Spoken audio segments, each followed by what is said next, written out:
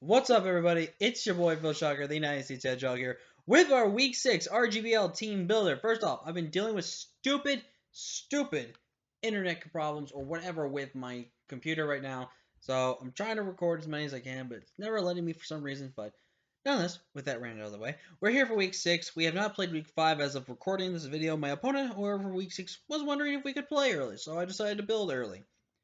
And if I play them, it will be obviously a long time until you guys see the team builder and everything like that. But we're here going against Killer Boom or Killer Broom and the Munchlax United. I believe there's your team name. They could be potentially the Munchlax United from King Bub, but they could just be a different Munchlax United and stuff like that, which can very well be possible. But we're going against them. You guys can leave a like, comment down below, subscribe, join the Fish Sucker crew today because you'll be feeling with the king of the crew. So let's break down this matchup. My opponent's team has got Mamoswine, Latios, Registeel, Jolteon, the mascot pick from me, Licky Licky, Poltergeist, Dusknoir, I don't know why I said Poltergeist, Milotic, Chandelure, Virizion, and Togekiss. Looking at this team, it only has Defog, and that's a both blessing and a curse. It's a blessing because for me, that means if they want rocks on my side of the field, guess what? You have to get rid of your own rocks on me.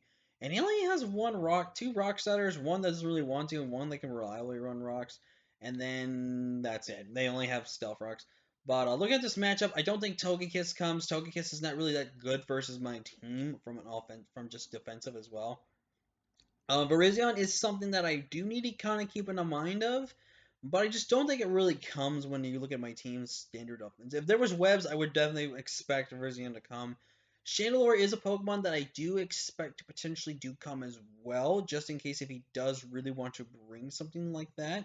Milotic is definitely something that can very well come as well, in case he needs to be having a mixed defensive wall or primarily a physically defensive wall while things like Sandslash, Zapdos, potentially Flygon and stuff like that. But that's gonna be it. And looking at his team, I think Mamoswine comes. Mamoswine offensively is very hard. It does force Mamoswine to run a rock move on me though, which is very important to know. Instead of running a steel move, it can just run its dual stab comfortably well versus me. I do potentially see Ice Shard as a way to scout and see if I am scarfed on anything on my team, and it is a good decent way to revenge me as well. Latios, I definitely think comes, even though, yes, I do have a Psychic type that could roll Latios, and I do have something like my Spiritomb. Latios, if it's Dragon Dance offensive, can be a bit of a problem versus me, so there's definitely a lot of reasons to be kind of careful and worried about that. I know I do have two Ice types, but if you really look at my team, he got access to Aura Spear and Mystical Fire, both of which can knock me out. I do expect him to bring Aura Spear over Mystical Fire, however, just because if he does bring Mystical Fire, there is a chance of me bringing my Zapdos, getting a Defiant boost, and then basically murdering something on his team. Because I do not expect him to be a Choice Scarf Lottie unless he's very scared of both my Dragon and my Kiki Bird. Registeel definitely think because he's going to Registeel your girl. Excuse me. Registeel your girl. And plus, I think he wants it because of rocks, potentially Toxic, Thunder Wave, Seismic Toss for chip damage, and potentially just carrying the Steel move as well to just hit most of my things.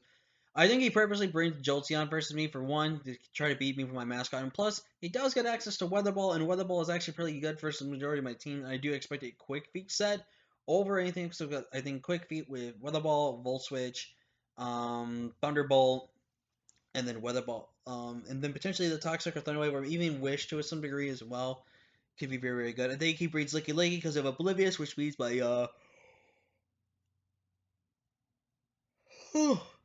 which means anything like Slush Rush or Chlorophyll, stuff like that, those combo abilities get nullified. So Hail is up, but he won't, I think, get affected by that. And I don't know how Auroraville works that way. I don't know if I'll be able to set it up or not, but who knows. But he definitely will probably be packing Brick Break on that. And I definitely think, after really thinking about it, I think he brings Dustmore over Chandelure just because the fact Poltergeist hits so hard on my team. Like, potentially, but I think he's also going to be Will-O-Wisp support, which is very important to know there. He's definitely going to be Frisk to try to scout out what I am early game and to figure out exactly what he wants to do, but it's definitely something to be reminded keeping in the back. So let's bring down our team this week. I looked at his team. What does he have for Necrozma? And let me just say, he's got nothing. We're bringing Subcalm Mind, because Subcalm Mind honestly just beats him 100%. We are running 116 HP, 196 defense, 100 special attack, 32 SPDF, and 20 in speed. The speed is actually to make sure we are faster than 0 speed Iota, which actually caps off at 198, surprisingly. So I wanted to make sure I was faster in case my Iota comes, because he knows if I probably bring 0 speed on the Necrozma for a defensive Necrozma set, he can have that speed to be able to be faster. With that 20 speed, I'm guaranteed good. If I basically get a sub off and get at least 1+1, everything is essentially getting dropped. And the only thing that can technically sit in front of this is Latios. Latios, in my opinion, is not that much of a problem or a nuisance for me in any kind of sense of the regard there. But other than that, Necrozma just goes in. He does not have a dark type on his team, which is something I'm very much going to be taking advantage of. I wanted to run a store power set, but I felt like there was just no real good way to me run store power when there's Reggie Steel when it's just really specially defensive, and I would rather have a super effective attack to hit it rather than not having it. And plus with Heat Wave, I can hit pretty much about everything on there except to be careful about when if there is a Chandelure as well, which is why we would have ran Earth Power. But again, with Earth Power, he has a Lottie, and if I can even get chip on Lottie with Heat Wave too, that's also really nice. Another mon that pretty much has a good field day against him is Rotom Heat here with Nasty Plot, Will-O-Wisp, Hex, and Overheat. We're not running any Electric Stab this week because we don't really need Electric Stab this game. With Will-O-Wisp and Hex, it's basically going to be murdering a lot. We are running max HP for defense, 48 special attack for some little offense, and then the speed is temporarily faster than Mammo, which if Mammo can confirm, he is Choice Guard, which most likely he will be. Just still having the speed is very safe because in case if he is not Choice Guard for some reason, and he's like a Life Orb variation or a Focus Sash variation, we can be able to do this. Hopefully he does. He can run Snow Cloak versus me with Mamoswine, which is definitely something I have to be careful about because that could be something that could really deter away from me landing my attacks and stuff like that. And he is allowed to take advantage of that since he can't do it on the same team he has, but if you go in against Hail, he technically can. So I do expect potentially a Snow Cloak set or maybe a Bolivia set potentially. Who knows? But we definitely gotta be careful of how we play this mon. We have Ectoplasma, who's been able to come to the team every single week, essentially, which I'm very much impressed with.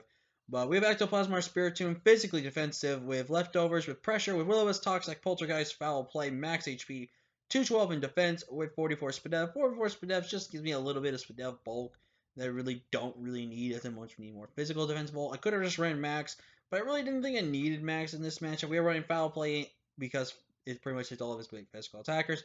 Will-O-Wisp just to spread the Will-O-Wisp around, that way Rotom doesn't have to, and I can just spam Hex. Toxic is really good to hit everything that can come in and switch in on this thing, which is relatively great. And then Poltergeist, because most times I know they'll have an item still, hits incredibly hard, and it's going to be very, very good. Because this also pressures Dusknoir not to come in freely against me, too, which is very good. I'm next running Special again, Choice Scarf Flygon this week, with Modest Nature this week. Running outspeed Mamoswine, so basically I am faster than Scarf Mammo. But if I get a Roar Veil up, it cannot knock me out with a Crash, and it can also not knock me out with an Ice Shard. I mean, Ice Shard is the only thing. Crash could maybe still knock me out. But Boom Burst, because Boom Burst is about everything I can, because it also threatens Registeel potentially not coming in on me as well.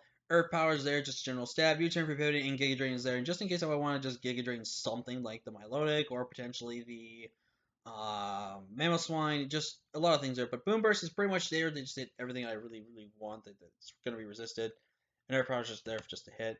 We have Dash, or Galarian Zapdos with, I actually need to change this set, and I didn't even finish putting the EVs in, so I need to change this. But I'll change that off screen. But we're basically going to run Thunderous Kick, Close Combat, Brave Bird, and probably Throat Chop, just so we can be able to hit the Lottie, or we're going to run U-turn. U-turn, Thunderous Kick, Brave Bird, or U-turn, Close Combat, one of the two, or something like that. But basically, Zapdos is faster than everything on his team that is not Choice Scarfed, and that is really good. It's faster than Scarf Mammo, which I can always take a hit. He does have to be careful running Mystical Fire. If he does, like I said, for the Defiant boost, which is very, very nice, and Zapdos would very much love and appreciate that. And last one is we are bringing Vanilla with Light Clay. I am very much risking it this week, because I'm not bringing Slash. Slash was really, really good, but I felt like of how I'm predicting who to want to bring his team, I feel like Slash just is not necessary. Aurora Veil, Blizzard, Freeze Dry. We are running Water Pulse just on the off chance he does bring Chandelure. We have something to actually hit Chandelure on the switch. But max HP, max special attack, modest nature, 4 and SPDF. That's the team, guys. Like, comment, share, subscribe. Hopefully we can keep this win streak going for us. But until next time, I'm Phil Shocker, nice to Hedgehog. I'll see you guys later. Peace.